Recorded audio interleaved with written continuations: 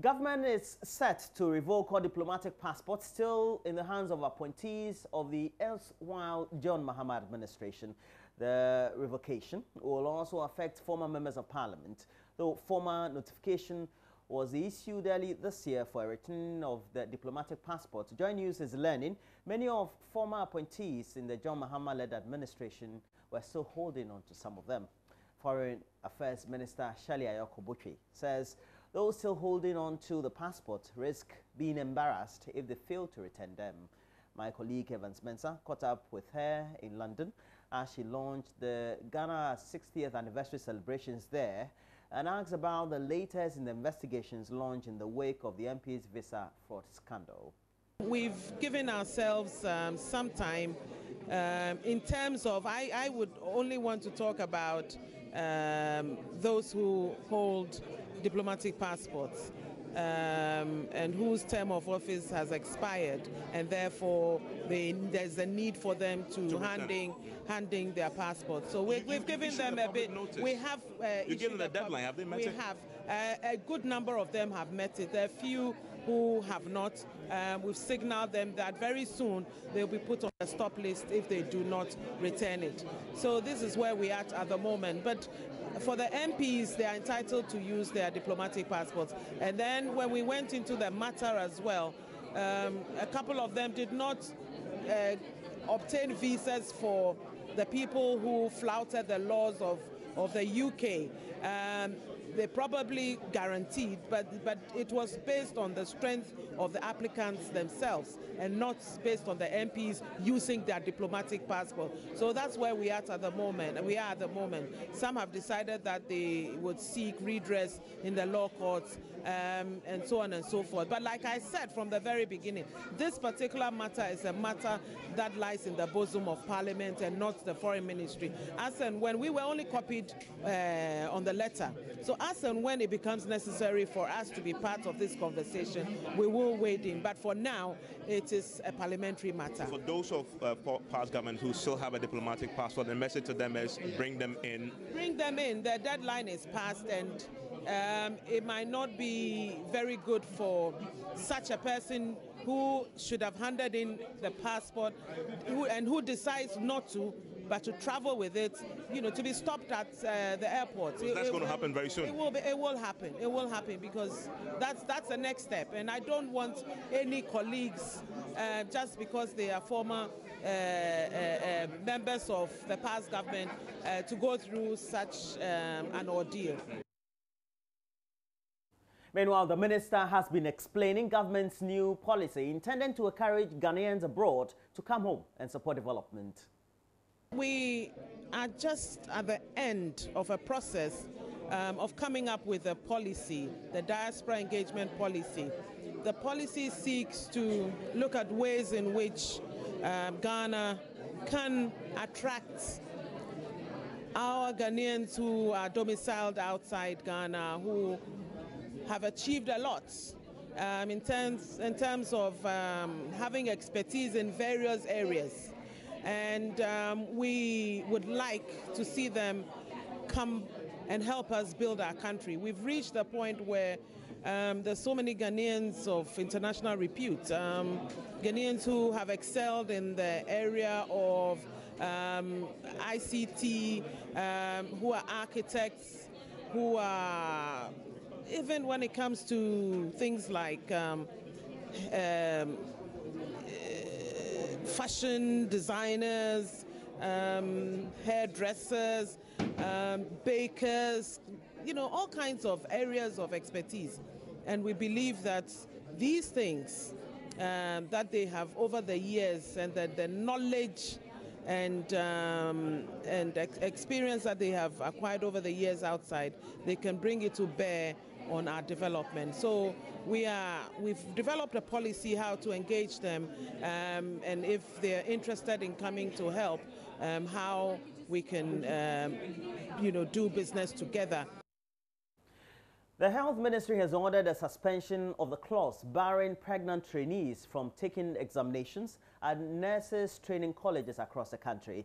This was a conclusion of a meeting held with the heads of the various health training institutions and the Nursing and Midwifery Council to review the Code of Ethics for health training institutions. It follows public outcry over the removal of a pregnant trainee nurse from an examination hall early this month. Matilda Pamaga has more. Final year student of Kushegu Nursing School was prevented from writing her licensing examination because she was found to be 4 months pregnant. The school defended its decision, referring to a code in the student's handbook which says a trainee nurse is supposed to complete the 3-year program without any pregnancy issues. The pregnant trainee was later recalled to write her final examination after the public outcry. Deputy Health Minister Tina Mensah described the code as outdated and an infringement on the rights of students. She says a meeting between the Council of Heads of Training Institutions as well as the Nursing and Midwifery Council has resolved that the code be suspended. Some of the rules and regulations, let me say, are outdated. So it's about time that we came to a conclusion that it's about time that we look at those rules that have been an impediment in the ways of the trainee schools to just scratch it, and then we come up with a comprehensive and then the latest one. So I think those that were affected, various schools has been called back to the school to rewrite the I think they've forgotten this nursing trainings has been upgraded to be tertiary. In tertiary school, you don't buy anybody that, like you're saying, we are adults at tertiary school. You don't buy anybody who is pregnant. All these laws were, previous laws. The MOH and its stakeholders hold the view that there are no provisions in the 1992 Constitution that bars pregnant students from writing college examinations. A committee has meanwhile been set up to review the students' handbook to ensure that all rules, regulations and other clauses are in conformity with the 1992 Constitution. In other stories, 26-year-old Abilinkpe Morocco branch manager Chihad Chaban has told an Abeka district court to disregard claims by caterer Evelyn Boache that he referred to her as a prostitute. Jihad is standing trial for assaulting the caterer, a claim he has since denied and has been testifying to the court for the past 2 weeks. Under cross-examination, Jihad dismissed the account captured in his statement to the police, where he is said to have stated he called her Sharamunta, a colloquial Arabic word meaning prostitute. Joy News' Joseph Akable was in court and now reports.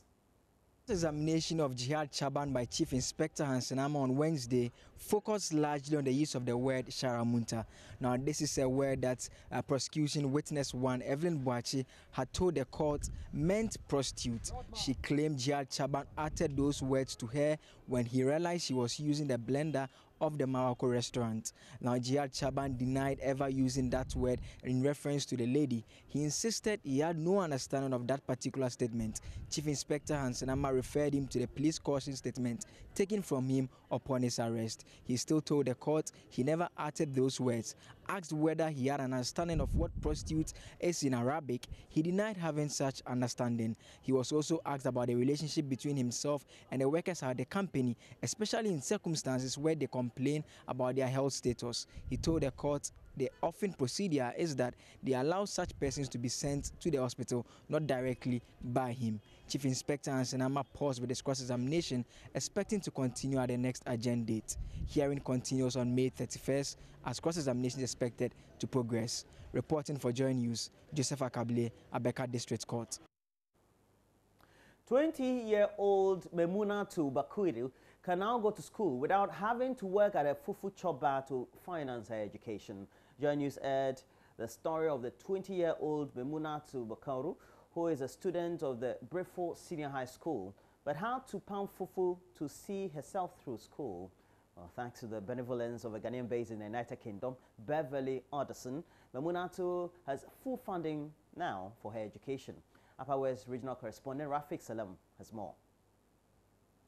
According to the supervising High Court judge, Justice Kwasi Boache, his sister Beverly Addison, together with her daughter Ila, who are based in the United Kingdom, informed him about the story aired on the Pulse on Joy News Channel on May 18, 2017 that shocked them to the marrow. The head of Rafiki Salam reporting about a story where a young girl who is in SSS will have to go to the chop bar and work for 7 Ghana cedis a day. Sometimes she will go down south and do kaya, organize some money before she can come back and go to school. So my sister told me that she was touched with the story together with the daughter. So I should look for the reporter and then see what we can do. Justice Kwasi contacted the sister on phone when she met Memuna Bakuri for her to discuss on the kind of support she will need to go back to school. Beverly Addison then asked Justice Kwasi to present on her behalf a cash amount of 1,000 Ghana cedis to Memuna too, and with a promise of footing all her school bills till she completes school next year. She has promised that we will take care of the school fees and all those related charges. And so today she has asked me to present 1,000 Ghana cedis, which will be 10 million cedis, on her behalf to you to be presented or given to the girl so that here tomorrow she will go back to school to continue. And then from there we will take it on. Memuna broke down in tears once she saw the money being pulled out and counted. The money that they give to me, I won't take serious on it. If I go to school, I won't do any careless work apart from reading and those things that they will say that I should do in school. Senior sister of the fufu seller, Isa Atika, thanked them for the kind gesture. Memuna came to us to pound fufu and to look for help to go to school. We will thank God Almighty for bringing you the judge and your sister to help her. We are very grateful to both of you. We will also thank Joy News for bringing to light the sad story of Memuna. We want to assure you that we won't let you down. Justice Kwasi was full of praise for Joy News for bringing to light some of the hidden issues for public attention. I mean, Rafi Salam, you know, I've been telling you, you are a fantastic reporter. Reporting for Joy News, Rafiq Salam. Wow.